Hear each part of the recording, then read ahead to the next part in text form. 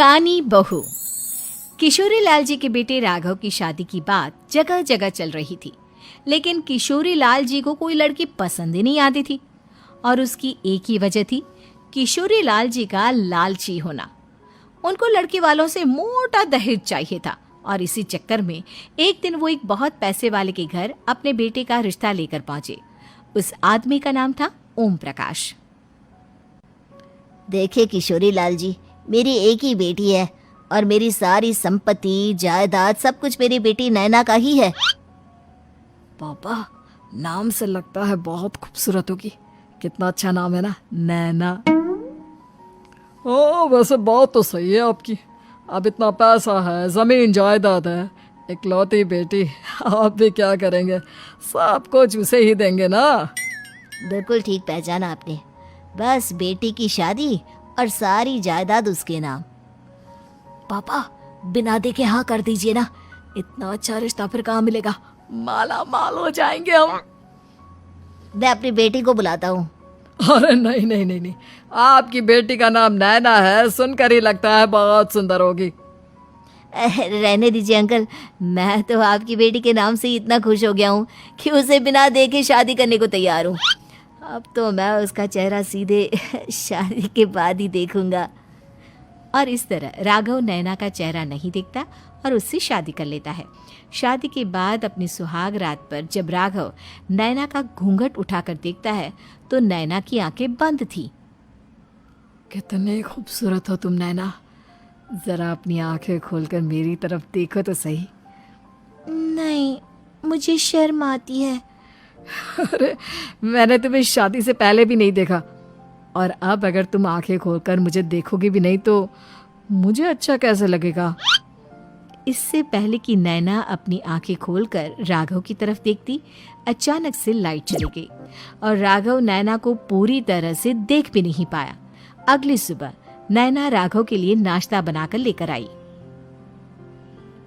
अरे ये क्या, आधा पराठा सेका हुआ है और आधा बिल्कुल कच्चा। ये तुमने क्या किया नैना? बहू, तुमने क्या आधा पराठा तवे से नीचे लटका कर रखा था, जो आधा सिका है और आधा कच्चा? मुझे जितना दिखेगा उतना ही तो सीखूंगी ना पापा जी।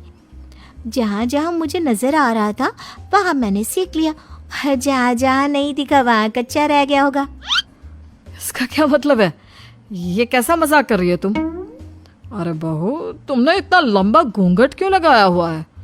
देखो, हमारे घर में बहुओं को बेटी की तरह रखा जाता है, और फिर तुम तो इतना सारा माल लेकर आई हो। देखो, ये घूंघट डालकर रखने की कोई जरूरत नहीं है। हाँ नैना, पापा जी ठीक कह रहे हैं, तुम तो आराम से रहो, अपना ही घर समझो। नैना अचानक से अपना घूंघट उठा लेती है। अरे ये क्या पापा, नैना की तो एक आंख फूटी हुई है। नाम से नैना, लेकिन ये तो कानी बहू निकली। मेरे साथ धोखा हुआ है, धोखा। बिना दिखाए अपनी कानी लड़की मेरे संग ब्याह दी। मुझे कानी भी नहीं चाहिए। मुझे अभी ओम प्रकाश जी से बात करनी पड़ेगी। आखिर उन्होंने मेरे साथ ऐसा किया क्यों? अरे, आप लोगों ने ही तो पापा से कहा था कि आप लोग शादी से पहले मुझे देखना नहीं चाहते। अब मेरे पापा पर क्यों इल्जाम लगा रहे हैं? अरे लेकिन उन्हें बताना तो चाहिए था ना कि तुम कानी हो, एक आंख से तुम्हें दिखाई नहीं देता। किशोरी लाल और राघव नाराज होकर ओम प्रकाश को अपने घर बुलाते हैं। पापा जी, ये आपने क्या किया? शादी से पहले बताया क्यों नहीं कि नैना की आंखों में परेशानी है? अरे, आप ही ने तो लड़की देखने से मना कर दिया था। और लेकिन आप बता तो सकते थे। आपको तो हमारी बेटी की प्रॉपर्टी चाहिए थी, वो भी पूरी की पूरी। अब क्या हुआ अगर उसे आधा दिखाई देता है? प्रॉपर्टी तो आपको पूरी मिल गई ना। अरे ये क्या बात हुई? मेरी शादी प्रॉपर्टी से नहीं, आपकी बेटी से हुई है। अब ये तो पहले सोचना चाहिए था, तब तो मेरी प्रॉपर्टी देखकर तुम्हारी जुबान लप लपा रही थी। लेकिन मैं कानी लड़की को अपनी बीवी बनाकर नहीं रख सकता। पापा, कुछ करिए ना आप। हाँ, करता हूँ। देखिए ओम प्रकाश जी, आप हमारे साथ ऐसा नहीं कर सकते। और तुम देखो, अगर तुमने मेरी बेटी से शादी तोड़ी ना, तो जो भी प्रॉपर्टी मैंने तुम्हें दी है वो तो पूरी की पूरी वापस ले ही लूँगा, और आधी प्रॉपर्टी तुम्हारी भी लूँगा। अरे मेरी आधी प्रॉपर्टी भला क्यों लेंगे आप? इसलिए क्योंकि मेरी बेटी को आधा नजर आता है और उसकी नजर अभी तक तुम्हारी आधी जायदाद पर ही पड़ी है। अब तुम उसे घर से निकालोगे तो कुछ तो लेकर जाएगी ना। और अगर हम आपकी बेटी को अपने घर की बहू बनाकर रखे तो? तो तुम्हारी पूरी प्रॉपर्टी तुम्हारी ही रहेगी, और जो मैंने तुम्हें दिया है ना, उसमें से बस मैं आधा लेकर जाऊंगा। अरे लेकिन अब आप अपनी दी हुई प्रॉपर्टी में से आधी वापस क्यों लेकर जाएंगे? अगर मैं आपकी बेटी को अपनी पत्नी बनाकर रखने को तैयार हूं तो? इसलिए ताकि भविष्य में अगर तुम मेरी बेटी को धोखा दो तो उसके पास कुछ तो रहे जो पति का हो। वैसे मेरे पास तो बहुत कुछ है, लेकिन अपने पति की कोई निशानी तो उसके पास होनी चाहिए ना। अब अगर तुमने मेरी बेटी को कहानी कहा तो तुम्हें प्रॉपर्टी भी कहानी ही मिलेगी, पूरी नहीं। जमाए राजा। किशोरी लाल और राघव समझ चुके थे कि वो बुरी तरह फंस चुके हैं और अब उनके पास वहां से निकलने का कोई चारा नहीं है।